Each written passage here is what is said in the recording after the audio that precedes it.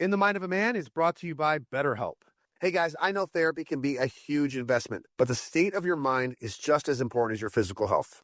You know, I've been going to therapy for a while now, as everybody knows, and I'm telling you right now, therapy has been the best investment that I've ever put into myself. Let's talk numbers. Traditional in-person therapy can cost anywhere from $100 to $250 per session, which adds up fast. But with BetterHelp Online Therapy, you can save on average up to 50% per session. And if you go as much as I do, that's a lot of money. With BetterHelp, you can pay a flat fee for weekly sessions, saving you big on cost and time, which we all need. As you guys know, I've been going to therapy for a while. Or if you haven't known, you're going to find out this season. I've been going to therapy for a while, and it's absolutely changed my life. I was definitely very skeptical of it. But, you know, after I went, now I feel like I absolutely love going. It sets my week, and I just feel so much better about myself. It isn't for just those who've experienced major trauma. It's for everybody, guys. With over 30,000 therapists, BetterHelp is the world's largest online therapy platform, having served over 5 million people globally. Your well-being is worth it. Visit BetterHelp.com/JaxTaylor to get 10% off your first month. That's BetterHelp.com/JaxTaylor.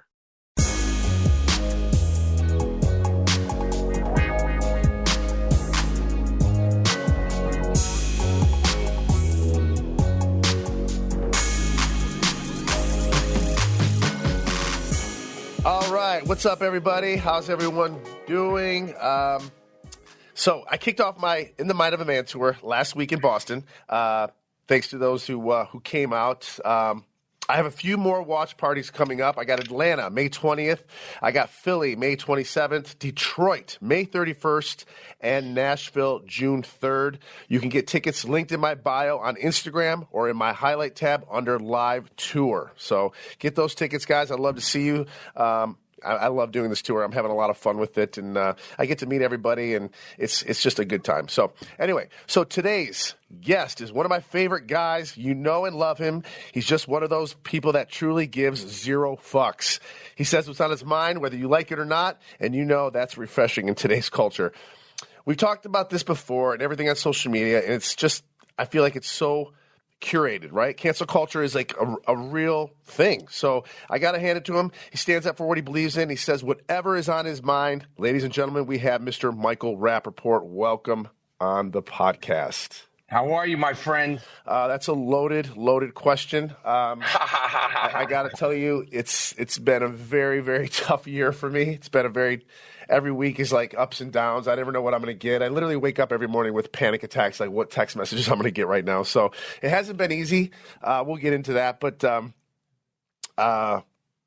you know, I really, I did your podcast last week, and I want to say thank you so much for having me on. It was awesome. I really enjoyed it. Like I said, I've been a fan of yours for a while. So, and it's cool that you watch our show. I really, really appreciate that. So I appreciate you coming on here. So anyway, so let's get into it. You've been in the industry, well, for decades, right? I mean, you basically have seen it all. 35 years. 35 years. So crazy. Yeah. I've been a working actor since I'm 20. I'm 55 years old now. 55. So you're exactly 10 years older than I am. Yeah. Yeah. Okay. Wow. So you started when I was 10 years old. Wait, you said we started 30 years ago? So I'm 40. Okay. Yeah. 15. Yeah. Okay. Wow. That's a long time. That's a really I know. long Trust time. me. It sounds crazy to you. It sounds crazier to me, but you know, it's a blessing. It's a blessing to be, you know, doing it. It's a blessing to have all the opportunities I've had. I'm lucky, and you know, it's all I know. It's all I know is show business. Just this is such a random thing. Like, did you always know you wanted to be an actor? Like, did you always know this is what I wanted to do, or did you fall into it? I didn't fall into it. I mean, you know, when I was a teenager, I wanted to be a basketball player. I literally, like, that's all I wanted to be. Like, my life was around basketball and practicing, and I'm going to be in the NBA. And, you know, when I was probably 16, 17, I realized that I wasn't going to be in the NBA, and I always loved movies, and I was always, you know, very comfortable talking shit and, you know, a class clown on steroids. And then I started thinking about, you know, plan B. And then the idea of trying stand-up comedy came to me, and I went to Los Angeles when I was 19, you know, with hopes of being the next Eddie Murphy, which was another lofty idea. But you know, stand-up comedy, I did okay, but soon after doing stand-up comedy, like a few times I got called in for an audition for like a straight acting thing based off of a casting director that saw me doing comedy. And when I auditioned, like when I was reading the scenes and reading the script and reading the sides, I was like, this is what I'm going to do. Like it made sense. I was comfortable. I was confident. And, that's what I started doing. I still do stand up. I'm doing shows now. And, do you prefer the stand up over the acting? It's so weird. I talked to a lot of comedians about that. And like, actually I was talking to my buddy, Billy, Billy Gardell. Yeah. Great guy. And I always ask him, I hang out I see him probably once a week or twice a week. And I talk to him about it all the time. And he goes back and forth with it, but he likes to go back to his roots, which is comedy. It's they're both performing. I think when they're both going right and they're both, when you're in the performing aspect of it, I get the same feeling. When you're on stage, like when I'm doing shows and you're performing for 45 minutes to an hour, it's like a sustained thing. Acting in front of a camera is like sprints. It's quick.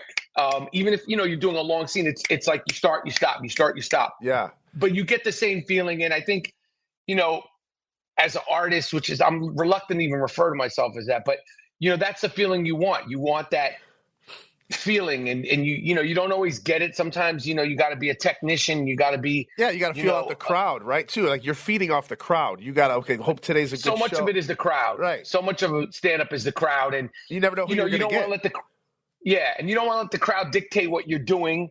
But so much of it is the crowd. You might feel great and the crowd might be low energy. And, if you're doing comedy, sometimes low energy doesn't mean a bad show. It just might not be like big laughs. So, it's all fun. It's all opportunities. I love it all. And, I don't have a preference over one or the other. Like I really enjoy doing both. Yeah, it seems like you've seen it all. You've always continued to be exactly who you are, which is outspoken, controversial.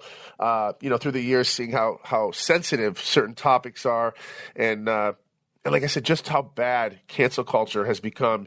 Have you ever thought to yourself, hey, maybe I should take a beat and not speak on this topic or that topic, or are you really not worried about the backlash or facing consequences whatsoever? Like, do you care when you talk about certain topics? I follow you and I listen to you all the time, and I'm always like, wow, I wonder if he has in the back of his mind that he might get backlash for that, or you just don't care. I'm just curious.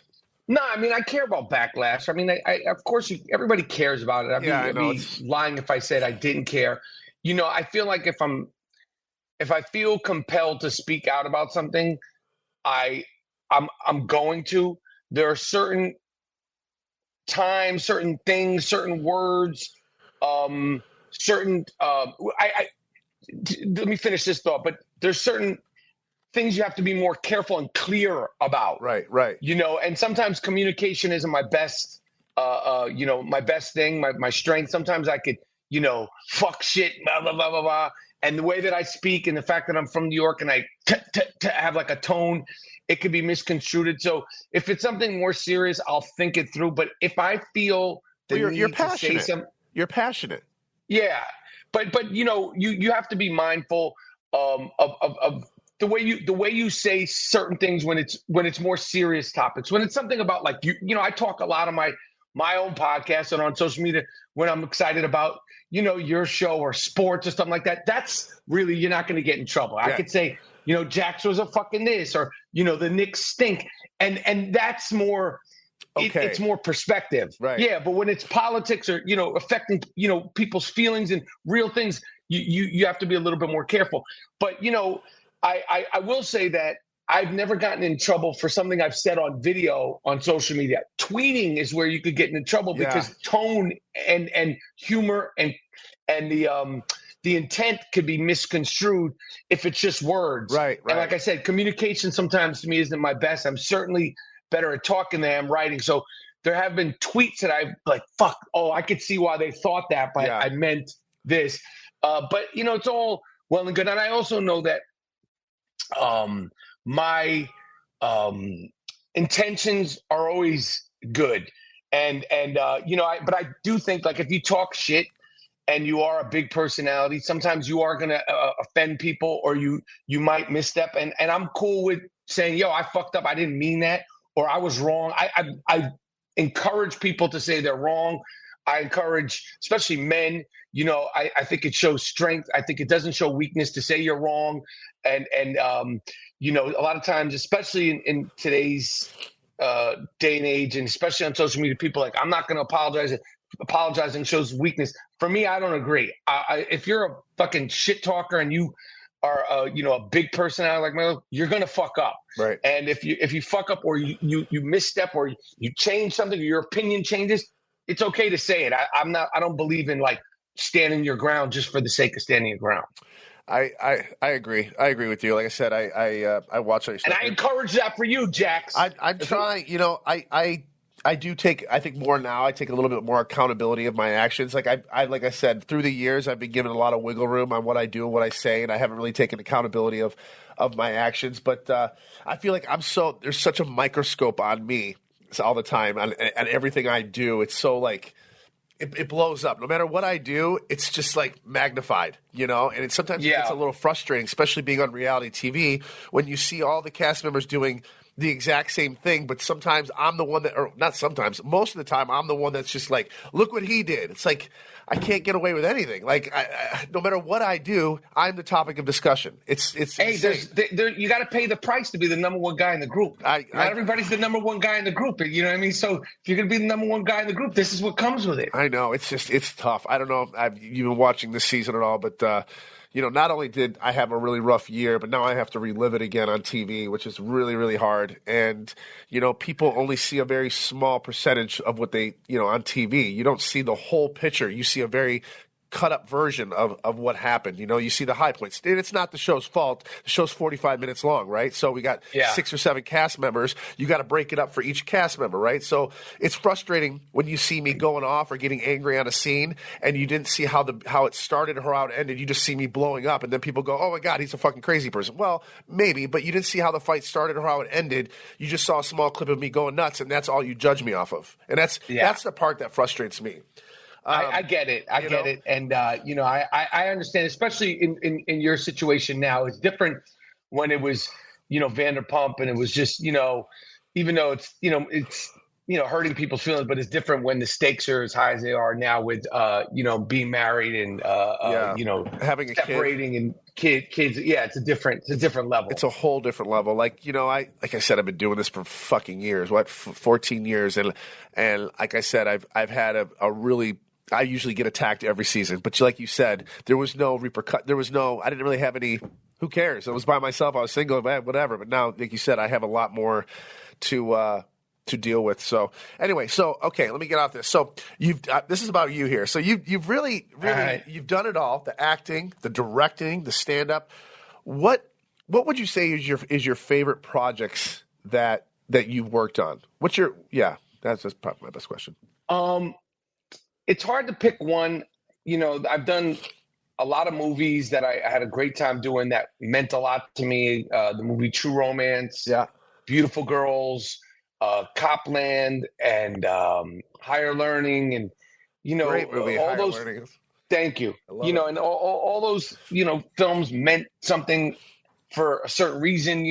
Like the films I just mentioned, the actors that I got to work with, I was a fan of before I even thought about being an actor. To work in True Romance with Christian Slater and Christopher Walken and the late Dennis Hopper and Val Kilmer, the late Val Kilmer, and those were the James days. Gandolfini. Yeah, I mean it was exciting, and and all those are definitely fun, and the TV shows, and and I did episodes of Friends. Well, we're going to get into that in a second. Okay. Because I know you're so talented and you've done so many great movies and stuff, but obviously the fan base, I have a huge, female fan base and they all are obsessed with Friends. So I have to get into that and I hope you don't mind. Go ahead. It's my favorite show. It's my ultimate favorite show. It's one of those shows that I put on in the background of my house.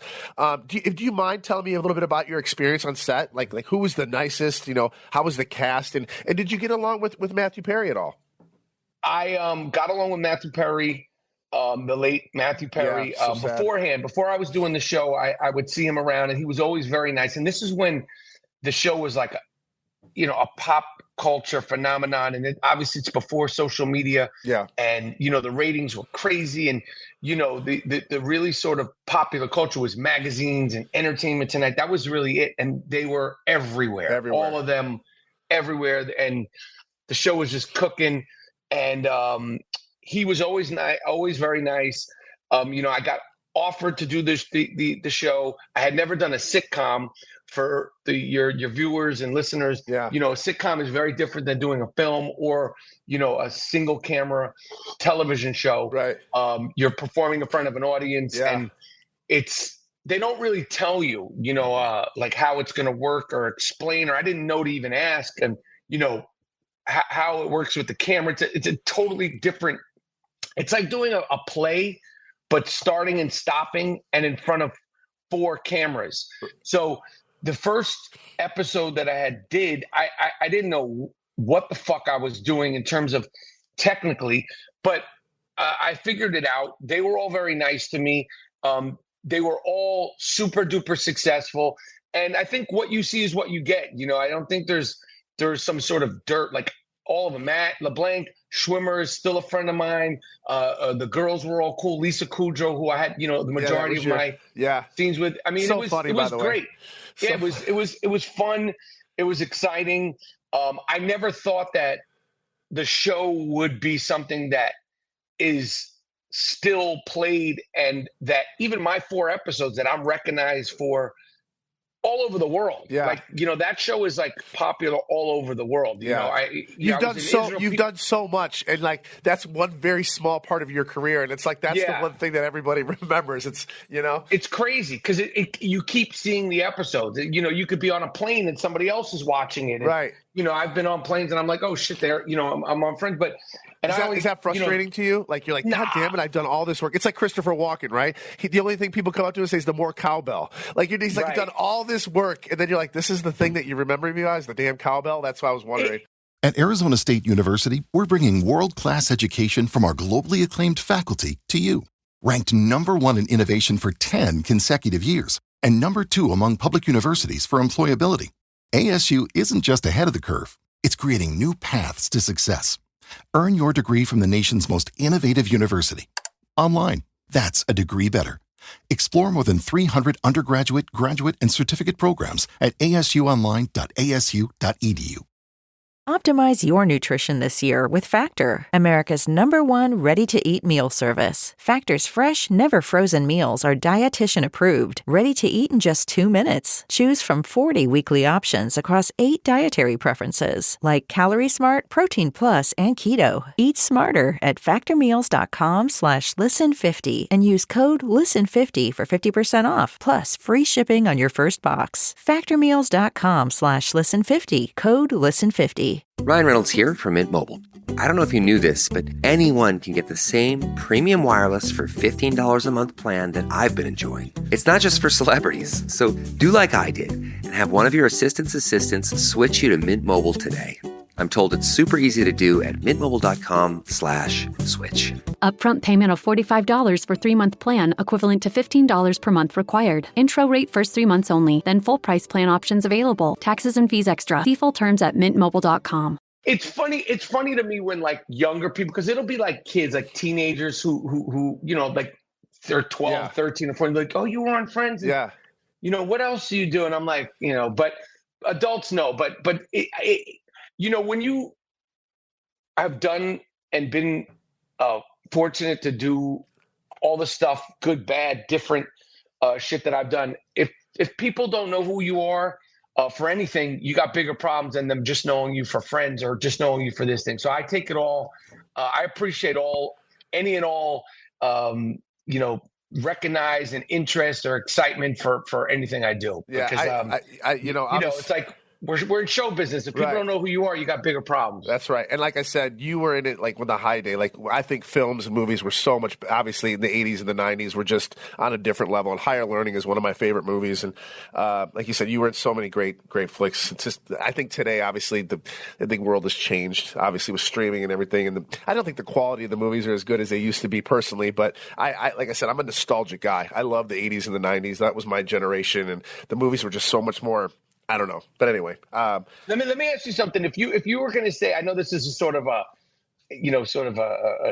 generic question, but if you had to say your top 5 favorite movies of all time, and I know it could change, but it's I'm asking you today, what would be Jax Taylor, the number one guy in the group, top 5 movies of all time as of today?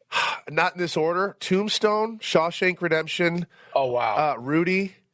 I think Blow is up there. Heat. I think Heat's up there. Yeah, I would say those. Not in that order. Tombstone and Shawshank are my top 2. Yeah, like I said, Rudy, Blow, Heat. Yeah. Yeah, those are good movies. Yeah, those are my anything old. Like I go home, I don't put anything on. All my sitcoms, I watch Who's the Boss and Golden Girls and Family Ties. I don't watch anything that's going on today. Everything I watch is from the 80s or the 90s. That's what stays on in my house. I'm just a nostalgic guy, and that's the stuff I like. That's when I feel like the real acting it was such good acting, and it was just such, and they're easy shows to watch. They don't have sitcoms like that anymore. They don't have like family shows, Home Improvement, things like that. I know it's different. What's your favorite? What's your top 5 right now? Like, that's what I want to know. Yeah, what's your top 5 right now? If I had to say my top 5 movies of all time, and again, it could change. I'll go Rocky. Always has to be Rocky. Has to be which on the one? list. Rocky 1, because I saw it at such a young age, and like that movie just. I mean, I could go with all the Rockies, but 76. Rocky 1 is up there. I gotta go with. I'll just do Godfather 1 and 2. Yeah. I'll do. You said Rudy, so I'll say I just rewatched Rudy, and it's. If you want to cry, if you want to make yourself feel good and be motivated, you watch Rudy. Period. Yeah. Yeah, it's ridiculous. What else I would say? I would say Raging Bull, Robert De Niro, which is one of my favorite movies. Not a fun movie, but a great movie. And shit. And I'll go Saturday Night Fever. Talk about throwbacks. That's definitely one of my favorite movies also. Those are good choices. Our listeners are a lot younger. They probably don't know a lot of those, but you got really, really, those are good movies. Those are good ones. What would you say, what do you say was the craziest moment in your life and you wish that you could take? This is a 2-part question. What do you think is the craziest moment in your life? And is there one thing that you could be like, yeah, you know what, I wish I could take that back? So it's kind of a 2-part question. Damn. And these are questions, by the way, from my fans. This is what they wanted to know about you. All right, the craziest moment in my life. Fuck, I mean, it's hard to pick one moment. I would say there was probably the craziest moment situation. I got into a fight. It was me and my friends versus some other dudes. It was like my guys versus another guys when I was 19. And it was so nuts, and rocks were being thrown and cars were being driven, and my ear got bitten, and my ear, before my test, a piece of my ear got bitten off, and how it happened and how quick it happened, and the rocks and the chaos of it, of how fast, and fortunately, as bad as that sounds, it could have been way worse, because when you start getting into that kind of, just violence, anything could happen. But that would probably be the one thing that I think about in terms of crazy moment and situation where I wish a lot of good came from it afterwards. Yeah. For me, it really sort of, woke me out of a period of time where I was not focused, this was like in between, but when I knew I wasn't going to be a basketball player, and when I wanted to be a stand-up comedian. So it was like just this year of sort of rambling around. But that was probably like a crazy situation that I wish didn't happen. Although I will say, a lot of good came from it in terms of getting me clear on what I wanted to do in my life and what I didn't want to do in my life. Is that the one thing you would take back too? Is that the one, if you have something that's at the top of your head that I wish I could take this back, or I wish I would have handled this differently? Is there a situation that I definitely wish, there's plenty of conversations that I've had, Jax, where I've said the wrong thing, there's a conversation with my wife, like where you're like, fuck, I wish I'd done this, and I didn't mean that. And, and I said it better. And I mean, mostly like in the entertainment world, like as far as like your job, your work, not personally. That would probably be it. No, but all the jobs in show business and all that stuff, I wouldn't change a fucking thing. Everything. I wouldn't change a thing. Because it led you to where you are. I love it all. I love it all. And but that fight when I was 19 was definitely one that was is at the top of the top. That sounds really like that was an intense moment, huh? I mean, it was a Mike Tyson moment. Right? Okay, so crazy. So I play this game with all my listeners, all the guests I have on. It's called Jax's Rapid Fire Questions. Your answer should be one word, okay? And here we go. One word only. I'm going to know the answer to all some of these, but here we go. New York or L.A.? New York, period. Jets or Knicks? Knicks. Texting or calling? Texting. Vanderpump or Housewives? Ooh. I'm going to go with Vanderpump because it's hard to say, which Housewives, but Vanderpump, in my opinion, Vanderpump Rules is the single greatest reality TV show ever because of the longevity, and the highs, lows, the thrill of victory, the agony of defeat, the scandal, the fighting, the breaking up. And I think if you put it season by season, episode by episode, I think Vanderpump Rules is the single greatest reality TV show ever. And I'm not, a full-on, expert, but I could debate and argue with most people. I put Vanderpump Rules up as, when they talk about great TV shows, The Sopranos, The Wire. Yeah.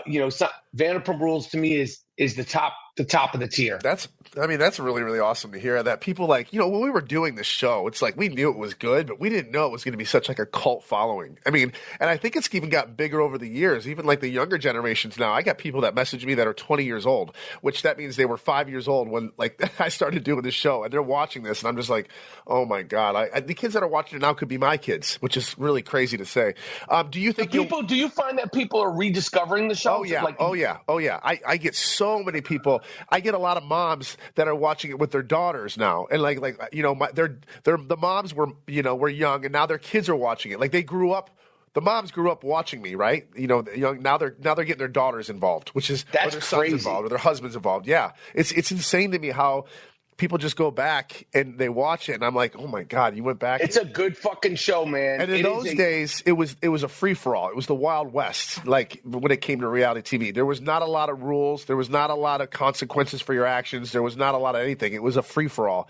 And with Vanderpump Rules, as I said this before, the best thing about that show is we were not a casted show. We were already all friends. So they took a group that was already existing, that was already friends, and just threw a camera. Like the producers would show up and just turn the camera on. There was no direction, as opposed to a lot of TV shows today. They cast. They're like, okay, we need a pretty girl, we need a dorky guy, we need this kind of person, we need a different kind of person. They didn't do that with us. They just threw us in. Yo, when Sandoval punched you, did you know that was coming in any way? Like, did you have a sense that he was going to punch you? No, he hit it really well. Now, I thought he was going to do it actually at an earlier time when we were at the beach, when I kind of told him at the beach, because I don't think he believed it. And then when we had it at Sir, I felt the tension in the air. Okay, obviously something was going to happen, but I didn't think he was going to punch me. Like, he's not a violent person. I didn't see it. Did I deserve it? Absolutely. Absolutely, I deserved it. But you know how Tom is, right? He wears a lot of jewelry. He wears a lot of stuff. He had rings on his hand, and he clocked me good. He got me real good, and I fell back.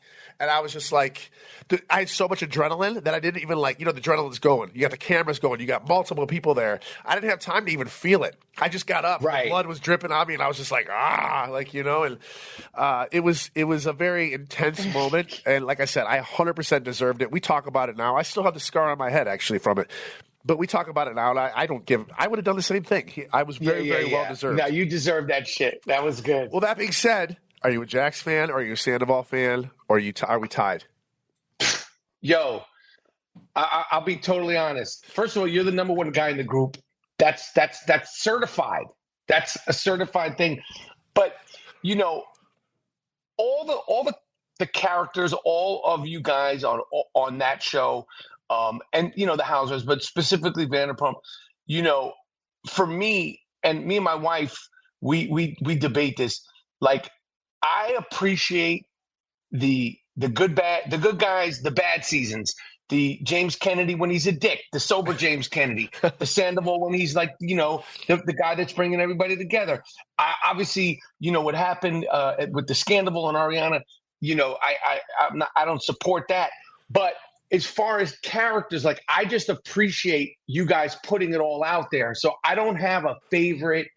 I think it would be season by season. Obviously, Schwartz it's hard not to like him. Yeah, he's the easiest one to like. He's so neutral. He's so neutral, and it pisses me off because he never takes a side. And I get so frustrated with him. He did at the end. When he went at Lala, that was a fucking good moment, man. It takes a lot to piss him off, and when he does get pissed off, he's hilarious. It just takes a lot for him to get going. Let me ask you this: are you going to watch the new season? Are you going to watch the new cast?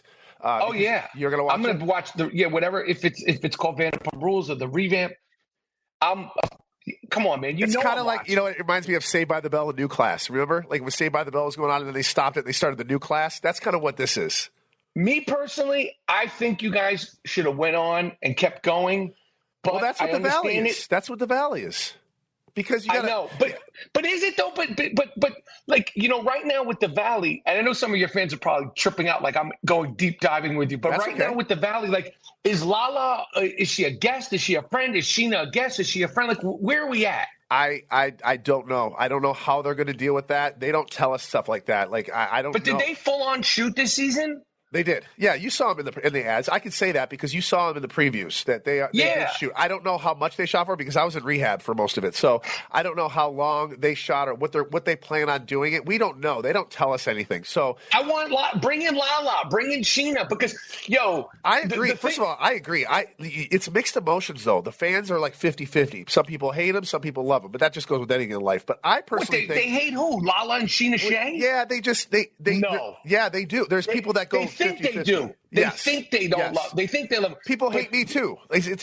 People just whatever. It's social media, my ass. Listen, the Valley needs some of that old school shit because it is fucking dark, man. It is a dark show. I know. It's not gonna. I know. Or no. It needs to lighten up, and they could bring the levity, and they know how to do that. And everybody loves Lala. Everybody loves Sheena. I agree. Everybody loves Schwartz. Like they gotta lighten it up a little bit. Well, I hope they decide to bring them on. I can't talk too much about it. I get in trouble all the time. But but yeah, I agree with you. I agree. They're great. They're great. And like I said, not all those girls are real friendly with me right now for obvious reasons because they're all Team Brittany, which I totally understand. But I think they're great. They're great at what they do, and they're good people. Okay, so Andy Cohen or Lisa Vanderpump? Andy Cohen or Lisa Vanderpump? Oh, Andy's the boss, but I love Andy. But I got no problem. Lisa Vanderpump is, she's a queen. I saw her at BravoCon. I was tripping out off of her. Are you going to BravoCon this year?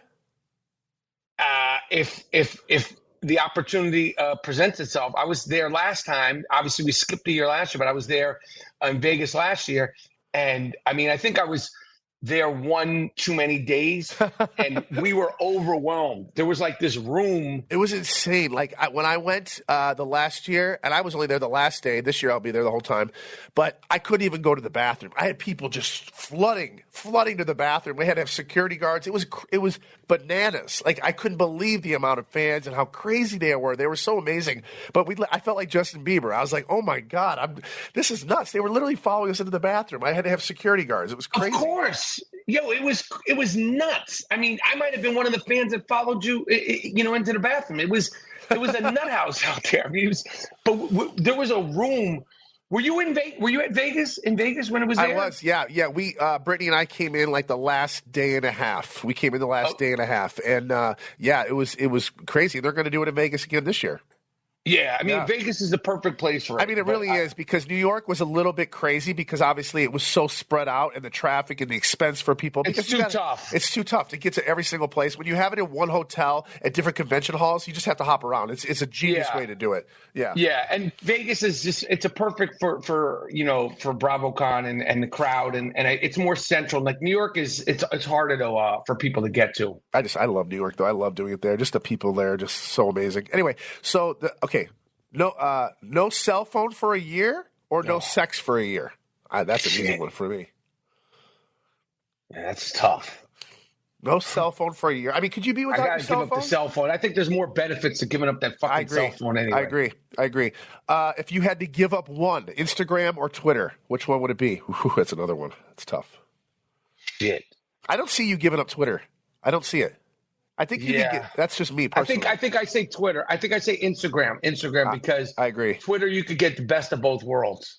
If you had to choose 3 Bravo celebrities to live on a deserted island with for a year, 3 Bravo celebs to live on a deserted island for a year, who would it be? Damn, that's a tough question. 3 Bravo celebrities to live on a deserted island for a year. That's like that. Who would help you out? Like, I thought about it too. I had this question, and of course, I want my best friend Tom Schwartz, right? But I know we would get nothing done. So I would definitely have to pick Sandoval, because for me, I had this question just because he would help me more, like figure shit out. You got to figure out people that would help you, not just entertain you, right? Yes. So you got to be really critical on this answer. who damn, that's a right, man. That's a tough question, man. Yeah, Schwartz ain't gonna do shit. No, he ain't gonna do shit. But he'll provide comedy and he'll provide me company, but he won't. Yeah, do but shit. we're not gonna get any coconuts. Exactly. We're not gonna eat. Exactly. So you got to be really. Right, Schwartz, you're fucking not coming to the island. Oh man, that's a tough question. Oh man, I gotta think. There's got to be like a builder. So who? We'll come back to that. How about that? Okay, but I'm trying to think of like someone who's good with their hands, like who could build a hut or something like that, because we're gonna need somebody who could. You're right. You need somebody who's efficient and like taking care of business. Who's a mover like on in reality TV in the Bravo world? Like who gets shit done?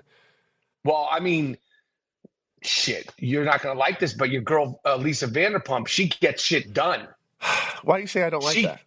I mean, you know, I know you have a different opinion of her than we the fans do. I don't hate her. I don't want to use that word hate. Of course. Some of her choices are a little hurtful, and the way she's said stuff in the public is a little hurtful to myself and to my cast. It's just been hurtful in the past, considering we've been through a lot over the 14 years. Some of the ways she handles situations bothered me. That's all to me. Question. Here's another question. When you said to her, well, this is my show, were you fucking with her, or did that just come out? That just came out. You know I have no filter. Obviously, it's not my show. Okay, obviously. She got us to a certain... Oh, shit. Okay, and I appreciate her so much for giving us this opportunity, because it was life-changing for us all. But after the years go on, right? 5 years, 10 years... I mean, we are the ones that made the show. Yes, she was part of it. She would pop on here and there, but you got to give credit to where credit's due. Do you agree? But you didn't say our show. You said it's my show. I know. That's, when you get me going, especially after a few sodas, wow. Thank God those days are over. But yeah, man, let me tell you something. Those are some good fucking times, man. I know. Watching those episodes, and me and my wife, we did a full rewatch 2 summers ago. God, man, we were like, we don't want to burn through this season. We're like, let's just have 2 and save 2 for tomorrow, because we're going to finish. We had a ball rewatching them all the way through up until the last season. We had fucking fun, man. The stuff that came out of my mouth, it was just, I mean, I feel like you never knew what you were going to get with me. I'm a shoot first, ask later kind of person. And I think that's what kind of worked, and that's what they liked. And I really had no filter. I would call everybody out. I didn't give a shit. And that's one of those things on reality TV. You can't hide anything, because the truth will always come out. Especially now. What do you like now? What's worse? Slow walkers or loud chewers? I got to go with loud chewers. Slow walkers, I can walk around. Yeah, loud chewers by far. Loud chewers is disgusting. That's why I don't go to the movies, for that reason. And I have a lot of, habits. I have a lot of things that, my wife is over here. She would say, I could list them off myself. I'm a loud talker. I'm a loud thinker. I'm a loud cougher and sneezer. I walk loud, but loud chewing is not something that I do. And I will stand by that. I don't chew loud. That's not what I do. Like, I might do weird there's a list of other things, but the loud chewing is not my thing. I know. It's horrendous. It's horrendous. Now, I know the answer to this one, but a new episode of Real Housewives that you haven't watched that you're excited to see, or the NBA playoffs? That's a tough one. You thought you knew the answer to that. I got to be honest. if it's like tonight, as of the recording of this podcast, if you say Cleveland versus Indiana, I'd probably go with, you know what? I'm going to watch Summer House. Oh, really? You're a Summer House fan, huh?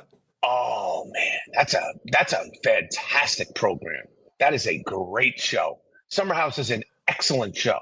Do you think they need to change it up a bit there? I've been reading a lot of the tabloids that they saying, hey, listen, they need to do some changes there. They need to kind of do a spinoff there, or kind of they're kind of what I've heard is they're kind of hitting the Vanderpump Road. We're like, okay, where do we take it from here? Do you think it needs to be revamped a little bit, or do you think it's going great, or do you think they should do spinoffs? Or I think that this season is going very, very well. You know, I don't know how much longer they can go with this main OG cast, but I will say right now the season is going very good, very entertaining. It's got a good mix of drama, tension, sexual tension, humor. I don't think it needs a revamp. You know, revamps are tough, man. Really hard. You know, really hard. They're not easy because, you know, like Vanderpump Rules, the revamp, I hope it's great. I need it to be great. Me and my wife, we have to have it great. We speak on behalf of the viewers. I'm rooting for it. Yeah. You know, New York went through a full revamp, and, you know, we don't know if it's coming back or going to revamp the revamp. You know, Real Housewives of Atlanta right now is in my opinion at an all-time low. And do you revamp it from scratch? Do you bring back the OGs? Like, how does it work? You have to bring back, like, I think the Valley did it right.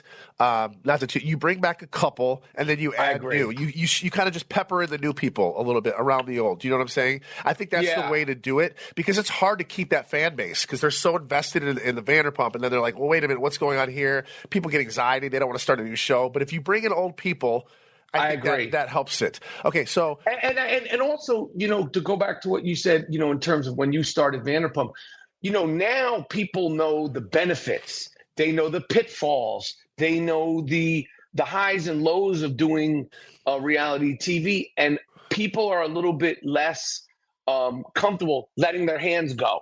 You know, being themselves and letting the shit talking fly and the behavior fly. Or sometimes it's too much where it's like, this the fuck, I didn't turn into, like, this is like a free for all. So, you know, everybody's so conscious and phones and texts and, you know, but when you guys did the show and obviously shows before you, it wasn't so much like this is going to go viral or this clip, you know, is going to show up all week. And, you know, you said, you know, you're the number one guy it lasts forever. That goes on forever to this day. But when you did it, you know, that week, I don't remember, you know, what year it was. Instagram wasn't what it is now. So it's just it's tough for reality shows to sort of you know, keep that genuineness that I really like, the balance of, you know, sort of scenes and like people really being themselves. Okay, last one. If you had to swap lives with any cast member from the Valley, who would it be? Damn, they're good questions. That's a tough question. If I had to swap lives with any character from the Valley, who would it be? I got my wife. I was just going to say, are you asking the wife? Shit, man, that's a, you know, oh, man, that's a tough. I'm not going to say you because that would be the obvious. I would say Kristen Doty, because just living through her eyes. I like that. That's a good answer. What did she say? My wife said Jax because you have the greatest arc. But I'll just go with Kristen Doty because Kristen Doty, you know, where she's at now, where she's come from. And, you know, when she was first on VP and then when she came back during the scandal, like, and you know, her being sort of the voice of reason now, I like, let me live through her eyes. Good answer. Good answer. And I get to live through a girl's eyes. So I'm winning all over the place. So have you've watched both seasons of The Valley, I take it? Yeah? You're all caught up. You've watched both seasons. There's a bear shit in the woods, man. Do you have any there's no layover. Like we watch shit live or the next day. Like there's no, oh no, we need to catch up on the last two episodes. Yeah, we're here. Do you have any unfiltered thoughts about it? My only unfiltered thoughts about the Valley so far is that it is dark. The relationship between obviously you and Brittany, I root for you guys. I truly, truly root for you guys to either be together or co-parent in peace. I don't think that it serves you any bit to tug of war either one of you. But you, particularly. The relationship with Jesse and his wife. Yeah. That's tough, man.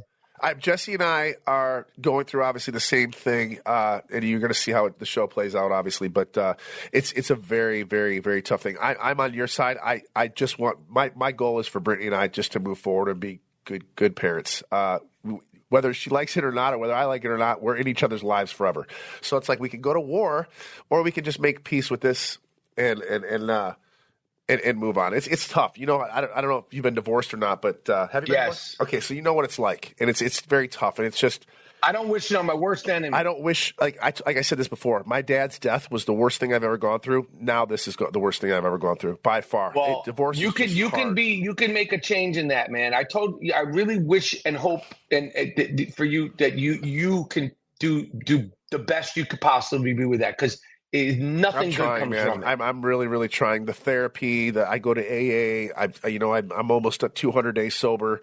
I'm really trying to make a change. It's I don't want to get You're into right. it. It's hard. Practice. Say this to me. Say this to me right now. You're right, babe. You're right, babe. Brittany, you're right. I'm trying now. No. I want to hear it again. Brittany, you're right. Brittany, you're right. Okay, Brittany. Okay, Brittany. Brittany, whatever you say, I totally agree. Thank you so much, Brittany. God. Fucking say it. Say it. Brittany, whatever you say, you're totally right. It's okay, Brittany. It's fine. It'll be, yeah. No, and I hear you, Brittany. I hear you, Brittany. And then you could say all this, and if you're talking on the phone, you could break down and do push-ups. You could be behind the phone, sticking the middle finger up in the air, but I like I said this when you did my podcast, we haven't even met yet, but when I watch you on that show, that I'm just like, I recognize some of my behavior when I was younger going through that. And I'm telling you, you give yourself, your family, you'll be better off just saying, yes, Brittany, you're right. Fuck it. You're not, there's no reason to debate it or argue or arm wrestle about it. Trust me. You're right. You're right. You're right. Now say you're right, Michael Rapaport. You're right, Michael Rapaport. All right. I appreciate that, Michael. Thanks so much for coming on, man. I loved hearing from you. Definitely would love to have you back on, maybe at the end of the Valley season so we can recap it. And maybe you can come to one of my shows. I'm going on tour. Maybe if you're in the area, I'd love to have you around, be a surprise guest. All right. So we still haven't met, man. I would love that. I know. Actually, we did meet one time. We were at the Belmont. You met one time. It was late at night, but it was a long, long time ago. I think it was like season 3 of Vanderpump or something. Anyway, so I know you got to go, and I appreciate you coming on. Thanks. It means the world to me. So everyone, you can find Michael on both Instagram and Twitter, and his 2 podcasts, Rapaport's Reality, which I was on last week, and I Am Stereo. So thanks again, Michael. I appreciate it. Talk to you later. All right, take it easy.